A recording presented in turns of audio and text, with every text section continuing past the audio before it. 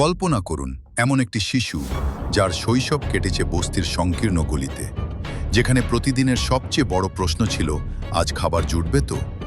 সেই শিশুটিই একদিন হাজারো ক্ষুধার্ত মানুষের মুখে হাসি ফোটানোর কারণ হবে, এমনটা কে ভেবেছিল?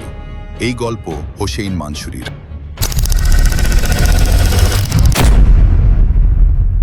ভারতের মুম্বাইয়ের এক দরিদ্র বস্তিতে জন্ম নেওয়া হোসেইন ছোটবেলা থেকেই দারিদ্র্য, অভাব আর সংগ্রামের কঠিন বাস্তবতা দেখেছেন।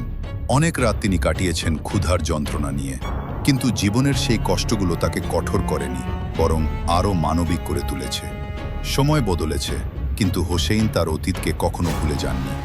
তিনি বুঝতে পেরেছিলেন ক্ষুধার কষ্ট কেমন, অবহেলার বেদনা কতটা গভীর। তাই নিজের সামর্থ্য অনুযায়ী তিনি শুরু করেন এক অসাধারণ উদ্যোগ, পথশিশু। ভবঘুরে এবং অসহায় মানুষদের বিনামূল্যে খাবার বিতরণ। আজ তার ভিডিওগুলো শুধু সোশ্যাল মিডিয়ায় ভাইরাল হয় না, মানুষের হৃদয়ও ছুঁয়ে যায়।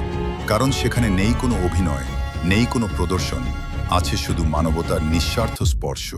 ক্ষুধার্ত মানুষের হাতে এক প্লেট খাবার তুলে দিয়ে যে হাসি তিনি উপহার দেন, সেটাই তার সবচেয়ে বড় অর্জন।